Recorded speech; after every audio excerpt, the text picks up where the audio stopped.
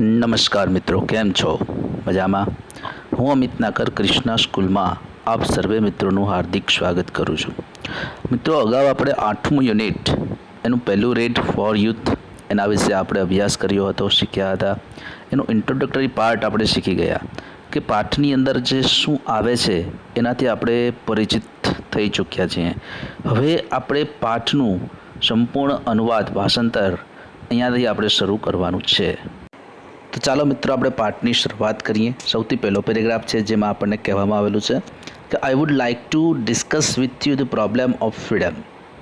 It is very complex problem needing deep study and understanding. We hear much talk about freedom, religious freedom, and the freedom to do what one would like to do. Volumes have been written on all these by scholars, but I think we can approach it very simply and directly, and perhaps that will bring us to real solution. મિત્રો, આ પહેલો જે paragraph છે તેની અંદર આપણને એવું કહેવામાં આવે છે કે લેખક એવું કહે છે કે મને તમારી સાથે જે આઝાદીની સમસ્યા છે તેમની ચર્ચાઓ કરવી ગમશે, એનું ડિસ્કશન કરવું ગમશે. અને સાથે જણાવે છે કે તે ખૂબ જ જટિલ એવી સમસ્યા છે જેના માટે ઊંડા અભ્યાસની અને સમજની જરૂર છે. આપણે ઘણું બધું પુષ્કળ પ્રમાણમાં સ્વતંત્રતા વિશે, ધાર્મિક સ્વતંત્રતાઓ વિશે અને કોઈ પણ વ્યક્તિ છે એ પોતાના મનનું ધાર્યું જે કરે છે એના વિશે ઘણું બધું આપણે સાંભળેલું છે. અને જે વિદ્વાન લોકો છે તેમના દ્વારા ઘણા બધા પુસ્તકો પણ તેમના વિશે લખવામાં આવેલા છે.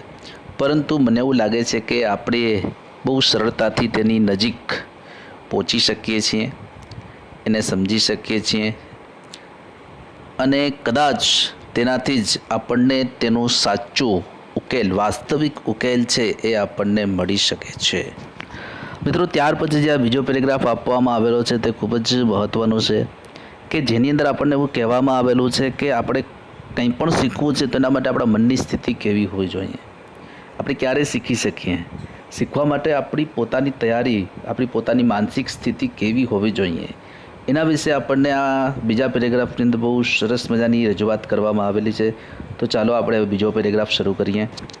આઈ wonder if you have ever stopped to observe the marvelous glow in the west as the sun sets with shy young moon just over the trees.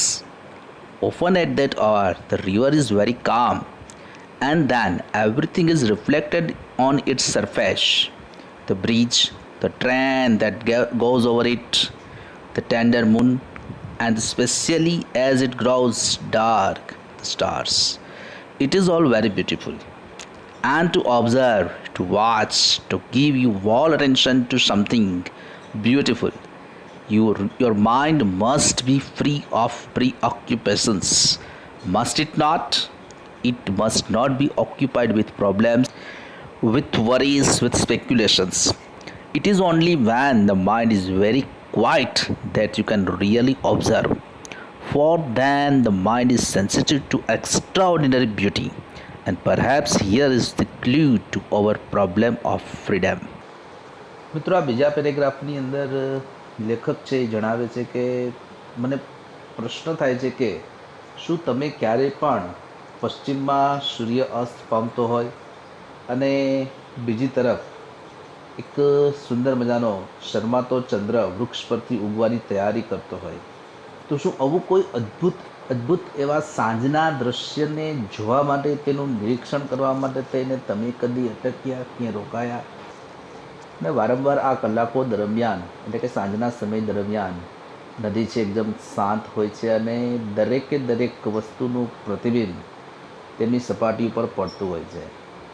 જેમ કે બ્રિજ એટલે કે પુલ, તેના પરથી પસાર થતી ટ્રેન, નાજુક કોમળ એવો ચંદ્ર અને તાજેતરમાં જ જે ઘેરા બન્યા હોય તેવા સ્ટાર્સ એટલે કે સિતારાઓ.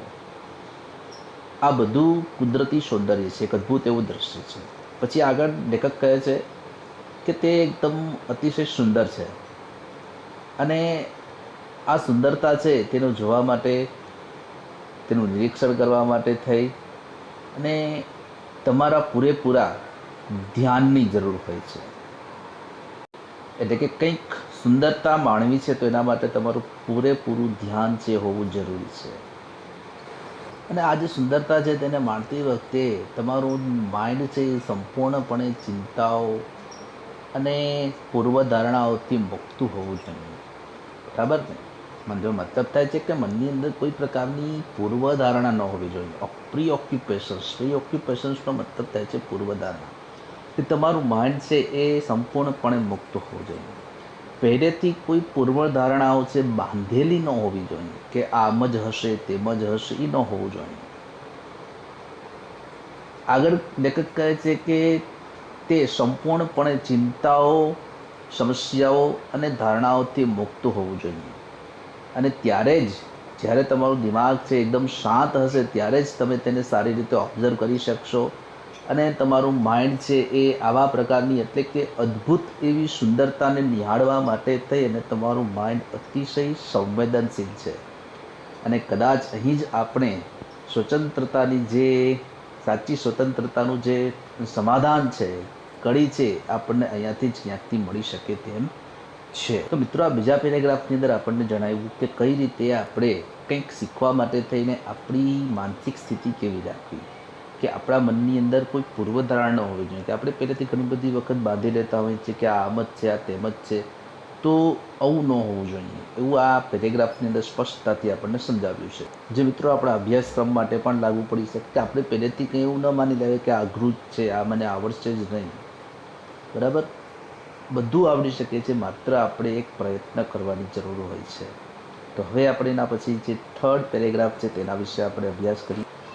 હવે ત્રીજો પેરેગ્રાફ છે, એની શરૂઆત થાય છે, એમાં કહે છે કે now what does it mean to be free. જેનો મતલબ થાય છે કે આઝાદ હોવું એનો મતલબ શું, આઝાદી હોવી, સાચી સ્વતંત્રતા હોવી એનો મતલબ શું. Is freedom as matter of doing what happens to suit you, going where you like, thinking what you will. જેનો મતલબ થાય છે કે શું સ્વતંત્રતા હોવી એનો મતલબ એવો થાય કે ભાઈ તમને જે ગમતું હોય તે મુજબ તમે કરો, તો એ તમારી સ્વતંત્રતા. ગોઈંગ વેર યુ લાઈક, તમારે જ્યાં જવું હોય, તમારી ઈચ્છા હોય ત્યાં તમે જાઓ, તે સ્વતંત્રતા. થિંકિંગ વોટ યુ વિલ, તમે જે વિચારવું છે તે તમે વિચારો, એને શું સ્વતંત્રતા કહેવાશે. ધીઝ યુ ડુ એની હાવ, એટલે કે આવું બધું તો તમે કોઈ પણ રીતે ગમે તે રીતે કરવાના જ છો. Merely to have independence, does that mean freedom, શું માત્ર સ્વતંત્રતા હોવી તેનો મતલબ આઝાદી હોવું તેવું થશે. Many people in the world R independent but very few R free. જેનો મતલબ એવો થાય છે કે વિશ્વના ઘણા બધા લોકો એવા સ્વતંત્ર છે, પરંતુ સાચા અર્થમાં સ્વતંત્ર હોય તેવા લોકો એક પણ નથી. એટલે કે સાચી સ્વતંત્રતા ધરાવનારા લોકો કોઈ છે જ નહીં. ફ્રીડમ ઇમ્પ્લાઇઝ ગ્રેટ ઇન્ટેલિજન્સ, એટલે કે ફ્રીડમ એટલે કે સ્વતંત્રતા છે એ મહાન બુદ્ધિમત્તા સૂચવે છે. એટલે કે જેની અંદર ખૂબ જ સારા પ્રમાણમાં બુદ્ધિ રહેલી છે તેવા લોકો સ્વતંત્ર. ડઝ ઇટ નોટ, શું તેવું નથી.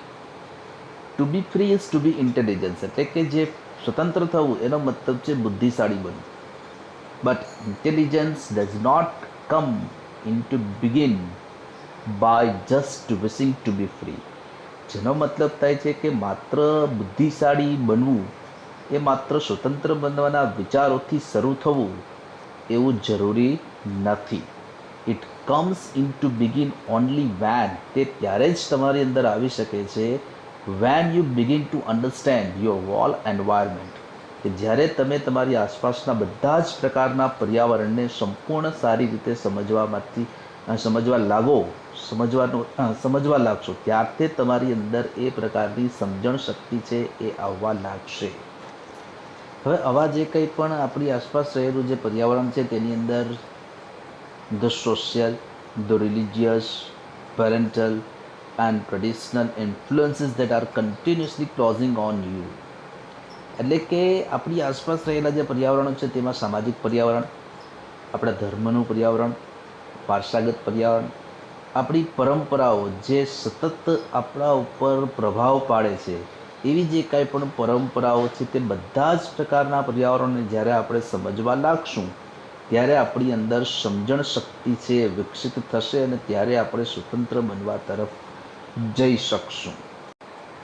but to understand the various influences, the influence of your parent, your government, or society, of the culture to which you belong, of your beliefs, your gods, and superstitions of the tradition to which you conform unthinkingly.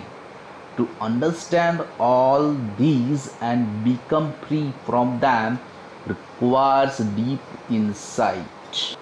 જેનો મતલબ થાય છે તમારા માતા પિતા, તમારી સરકાર, સમાજ, તમે જેની સાથે જોડાયેલા છો તેવી તમારી સંસ્કૃતિ, તમારી માન્યતાઓ, તમારા ભગવાન, અંધશ્રદ્ધાઓ, કોઈ પણ જાણીએ અજાણીએ તમે જેનું સમર્થન કરો છો તેવી તમારી પરંપરાઓ, આ બધા જ વિવિધ પ્રકારના જે કાંઈ પણ પ્રભાવો છે, અસરો છે, તેને સમજવા માટે થઈ અને તેમાંથી મુક્તિ મેળવવા માટે થઈ અને તમારી અંદર ઊંડી સમજ હોવી ખૂબ જ જરૂરી છે.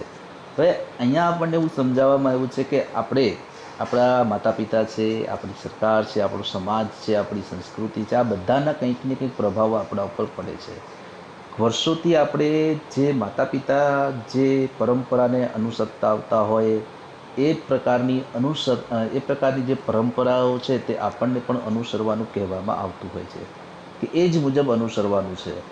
એમાં આપણે કશો ફેરફાર કરી શકતા નથી. તેથી જ અહીંયા આપણને એવું કહેવામાં આવેલું છે કે આ બધી બાબતોમાંથી આપણે મુક્તિ મેળવવી છે, આ બધી બાબતોમાંથી આપણે બહાર નીકળવું છે. તો એના માટે આપણને ઊંડી સમજની જરૂર પડશે. સમજ વગર આપણે કશું પ્રાપ્ત કરી શકતા. But you generally give in to them because inwardly you are frightened. જેનો મતલબ છે પરંતુ સામાન્ય રીતે તમે લોકો તેના તાબે થઈ જાઓ છો, એટલે કે એના હેઠળ આવી જાઓ છો કે આ સમસ્યામાંથી તમે બહાર નીકળી શકતા નથી. કારણ કે ઇનવર્ડલી એટલે કે અંદરથી આંતરિક રીતે જ યુ આર ફ્રાઇટેન્ડ, તમે ખૂબ જ ડરેલા છો. તેનાથી તો કે you are afraid of not having a good position in life, you are afraid of what your peers will say, you are afraid of not following tradition, of not doing the right thing. But freedom is really a state of mind in which there is no fear or compulsion, no urge to be secured.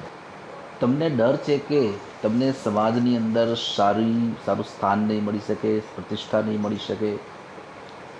તમને ડર છે કે તમારા ધર્મગુરુઓ છે તમને શું કહેશે. તમે તમારી જે પરંપરાઓ છે તેને અનુસરશો નહીં.